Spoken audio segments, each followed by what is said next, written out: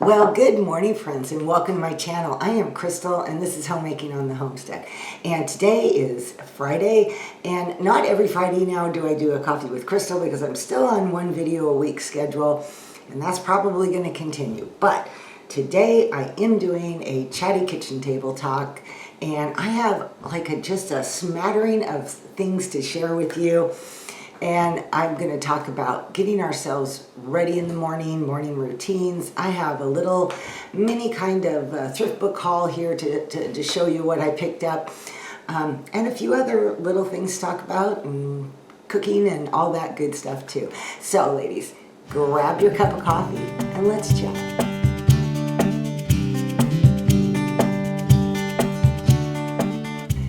This week seems like it has been kind of crazy for me and just busy. We moved from the holiday to, family time and family being here. Then it was time to go spend a little bit of, give my mother-in-law a little bit of attention. We try to do that every month or sometimes more. She has dementia, and I know I've shared that. And, it's really sad because it is definitely increasing. We definitely can see things are getting worse, and it's just heartbreaking to watch. But nonetheless, we try and go up and see her and spend time with my father-in-law, give him a break whenever he needs that. And also while we do that, we usually stop and see our youngest son because he lives on the way to my mother-in-law's. And so we did that. We just got home yesterday, and I'm like, okay, I need to, sit down, chat with you guys. So that's what today is all about. I don't know if that makes a difference, but I realized as I'm chatting with you that all my lights are turned off. With the hot weather, I try to keep, curtains closed, lights off, just try to help keep the house cool. We haven't actually started our air conditioner yet, although I think we probably should because we just went through this big heat wave, but we managed to kind of keep things under control. So it hasn't been too bad, but of course summer's just starting up around here and getting going, and so we're still going to have a lot of warm days, so we'll probably fire up the air conditioner at some point. The crazy thing about the Northwest is that I grew up my whole life without air conditioning, and up until about 6 or 7 years ago, we always lived in this house without air conditioning in the summer. And I think it's because our nights cool off typically really well, and so opening doors, windows, fans cools the whole house down in the evening, and then in the morning we just close everything down and we survive. Yeah, it gets a little hot, and you have to be a little creative in cooking and doing different things. But anyway, so I guess that's why neither of us have been in a big hurry to let's get that air conditioner going. So we're still surviving. So I hope you all are having a great summer and you're enjoying the warmth, or maybe getting out of the warmth. My daughter down in Arizona, of course, is dealing with 110, 111, 113. At night it cools down to 80 degrees. It's like, okay, there's a place where you definitely got to have air conditioning, right? I am trying to not be jumping around topics here too much and try to have a nice flow to our little coffee chat this morning. Like I said, my week has just been so busy, so I just kind of pulled together a few things to talk about. So I'm going to hope that I don't bounce around too much, but forgive me if I kind of do. Anyway, so speaking of my daughter down in Arizona, we are planning a family camp out later on this summer. And my daughter was asking, we're kind of meeting, now I can't say in the middle, but we're going to meet up at a campground. We've already made reservations, and so we're really excited. One of our other kids is joining us too, so it's going to be kind of a fun family camp out. But her and I have been discussing about easy cooking, easy camp meals. So what I really would love from you guys is any of you out there who enjoy camping, if you have any meal ideas that are easy to cook when you're at a campground. So they don't have an RV, they're tent camping. My son that's coming with us has an RV, and of course we have our little van set up. But the campground does not have electricity, so we have cooktop propane camping stoves, and of course campfires. Hopefully they'll still be permitted by the time we're there. But I'm just like, what what are easy meals, especially if you're feeding kids, and things, I have been mentioning to my daughter, things that she can do ahead of time to cook up different meats and breakfast items or muffins or things like that that are really easy to then heat and eat. And so those are some of the things we've just kind of been tossing back and forth. But I am so open for ideas. So if you camp, if you're a camper and enjoy camping, what kind of meals do you cook when you are camping? Are they fairly elaborate because you enjoy the cooking process when you're camping, or do you try to do simple and easy? I would just love some feedback on that. So if you guys could let me know, any of you camping people out there, camping ladies that could share, that would be great. I'd appreciate that. Since we're on the topic of food, let's talk about what we've been cooking in our kitchen this week. I can tell you with the heat wave that just rolled through our area and temperatures up near 100 degrees every day, I haven't cooked anything hardly inside. I just have tried to simplify, and we've done a lot of barbecues. We've barbecued Liddell sausages, we've barbecued salmon patties, we've barbecued hamburgers, all those kind of good things, so that I didn't have to heat up the kitchen. But eventually you've got to cook something. So the other day I did like a rice pilaf in my Instant Pot, and I served that with the salmon patties, and that was really good. I had this idea to do a video on cooking ways to keep your kitchen cool, but then I found all I'm doing is barbecuing, so that doesn't make for much of a video. Anyway, but the Instant Pot for me is one thing that I do use in my kitchen during the summer because it does not heat up the kitchen too badly at all. That way I can cook up simple things. In fact, I'm using it today, this morning, right now as we're talking, but I will show you that in a minute. Another thing that I've done in the past, haven't yet done that for us during this season, but is I like to put my crock pot like outside, so that it can do its thing and heat up at the outside. Also, if you have like a laundry room or a pantry or a room somewhere that you can set it, it doesn't really affect too much, but that room, that would also work too. Recently, I pulled my toaster oven out of storage. I hadn't used it now in several years, and I thought, well, this would also be something that could be set outside on a deck, on a porch, on a table or whatever, and then I wouldn't have to heat up the kitchen and could just, if I had just a few things to bake, a little bit of muffins or heat up something in the toaster oven, then it could just sit outside. Now I know the biggest rage, it seems nowadays, is the Blackstone, which is the flat top cook, big thing, you know, to set outside. They look appealing to me, but I don't know that I would use it a whole lot because we have so much rain, and I'd have to find a place that I could do it undercover, which is minimal around here. And then, yeah, I'm just not sure that I would use it or it would be worth the extra money. But if you have a place to cook and you're able to get one, I could certainly see that they would be pretty amazing to be able to just do all your cooking outside on one of those, and that would be pretty cool. But for this year, that's not in the picture, so I'm just kind of using my old-time methods that I've done over all the years to try to keep the kitchen cool during the summer, which can be a challenge.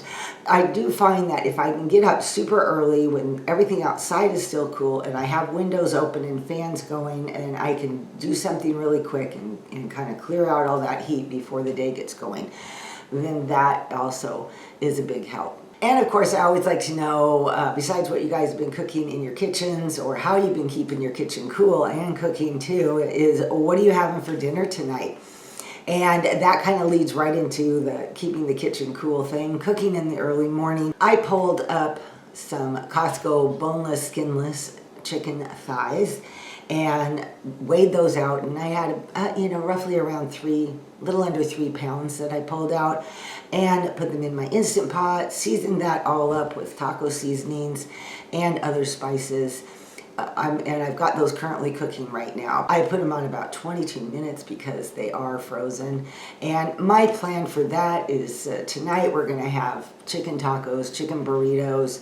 The leftover meat I'm going to kind of cut up and set into the refrigerator. So basically I'm just cooking up extra chicken because obviously 3 pounds is more than we need. But I'm cooking up extra chicken so I can have that ready to go in the nights ahead. Again, keeping the kitchen cool and figuring out different ways to use that over the next few days. So in the comments below, make sure you let me know, what are you having for dinner tonight? Any other things that you've been cooking up this week? And again, don't forget those camping meals. I really, really appreciate that. The other day, I received my ThriftBook order, and I didn't order a lot. I just had been a while, and I had a few books sitting aside there that I wanted to get ordered before, if somebody else buys them, then you lost your opportunity, right?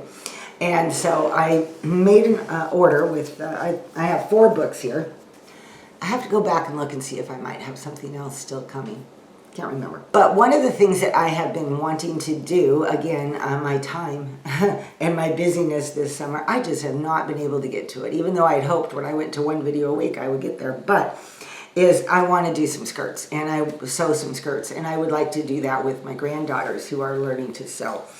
And I like being creative. I like if I can make a pattern or find a very simplistic pattern, and then you can make alterations to make different types of skirts from that. And so that's kind of what my idea was when I found these 2 books. And this first one is called Skirt a Day Sewing. Create 28 skirts for a unique look every day. So it was kind of a fun little book to read through, at least, because they do have all kinds of alterations, all kinds of things that you can do to take one basic skirt pattern and turn it into several different types. I used to wear skirts all the time, and for some reason I just don't do that as much anymore, and I would like to do that. I'd like to have a few, simple, easy skirts to wear around the house. I would like to have, maybe a few Sunday church skirts. I would really like that. I just got to get my mindset back in there, and I thought, well, this would be a really fun way to do it. Okay, and the next one is So What? Skirts. 16 simple styles you can make with fabulous fabrics. Anyway, and they do, if you look on the back, they again give you all kinds of ideas while teaching you how to draft a pattern for yourself. I read the part on drafting the patterns in both books. It looked a little bit daunting to me because I haven't sewn clothes in literally years and years. So I then went online and looked for like free skirt patterns, something that was just very basic. And I found several. So I just haven't had time. I just haven't had time to download them and print them off, and just to start with maybe a simple pattern, and then utilize some of their ideas, and of course maybe go over it with my granddaughters to see if that would excite them and figure out what kind of skirts we want to make. Okay, and the next 2 I got are cookbooks. This one is a hardback. It's not very big. What I really loved about it, aside from all of its beautiful pictures throughout the book and all, is that it is called the Good Book Cookbook. And it says on the back, it says, the Good Book Cookbook invites you to take a cook's tour of the Bible. And I thought, how fun. Now, there's a lot of recipes I saw in there, and I'm like, I don't think I'd ever make that. But there were, things that could be adapted and changed. And this was another comment on it. It says, the authors have recreated the recipes for everything from Rebecca's stew to what Jesus might have eaten at the wedding feast in Cana. Even a novice cook can produce a feast fit for the King of Israel. I love that. That was cute. Anyway, so that was kind of just a fun cookbook.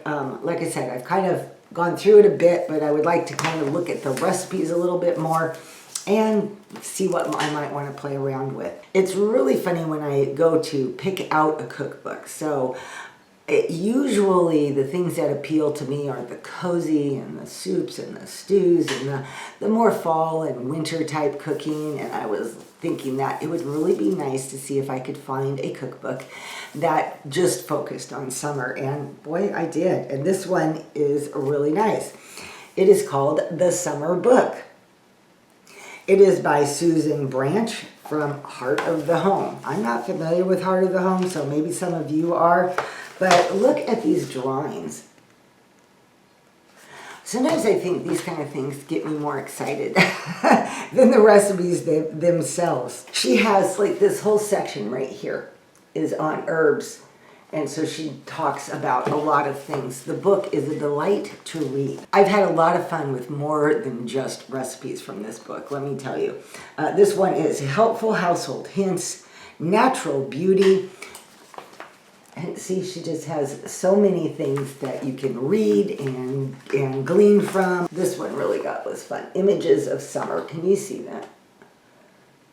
Anyway, it was just clothes drying on the line, foghorns and lighthouses, Saturday morning farmers market, swimming in the ocean on hot nights, beach umbrellas, roses on a picket fence, just typical type summer things with little drawings that go with that. Just super fun to read. Then she does eventually get into the recipes. And sometimes they're like appetizer ideas. Anyway, I could go on and on about the book, but it was such a fun little book that had so much more than recipes. And I think that's why she calls it the summer book rather than an actual summer recipes or anything like that. Super fun to read. Like I said, it's actually been a delight to read. Like it's just one of those things you could just pick up and thumb through and you'll be reading it forever. Anyway, okay, enough of that. Maybe made a whole video on that book. No, just kidding. But I need to move on to other topics now. So I wanted to spend a little bit of time talking about getting ready for our day and the importance of that. It is something that is so easy to overlook. I think that when we don't have a schedule to meet, we don't have a job to get to. Now, I know some of you probably do, but for those that don't, it is sometimes very difficult to get the balls rolling in the morning, get that momentum going, and yet it is so important to get our day started off right. Okay, I just had a quick interruption, but it was all right, and I just have to come back now and okay, where was I? Check my notes. It's important to remember that our home is our ministry, and caring for our husbands, caring for our family, and caring for our home is so God values that so much. It's in His Word, and I talked about that last week. So some of the things that I do right off the bat in the morning is I make my bed, and then I get myself ready. I get myself dressed. I comb my hair. I'm not I'm a very low maintenance type gal. I don't wear makeup. I don't do a lot of things to prep myself. And I've always been that way. But typically I like to start by washing my face, putting a little bit of lotion on my face, maybe even a little bit of lip gloss, and just, do my hair. Nothing fancy. I usually actually just pull it back. I either have a ponytail. Today I have a little clip back there. Don't know if you can see that or not. But, it's just get it out of my face so that it's not in my way and I can start on my day.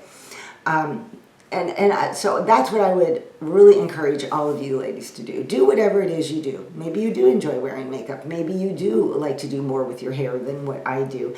It doesn't matter. Do what makes you feel good and ready and prepped for your day. Even when nobody's coming over. There's just something about that I feel is motivating. And it's yes, okay, I can do this. Then the next thing I do usually is I put my apron on, because then I feel okay, I have my uniform for the day on, right? And that makes me feel okay, let's get in there and let's tackle these things. Let's tackle that to-do list. Let's get into the kitchen, do whatever needs to be done in the kitchen. Let's clean the house. Let's take care of the things.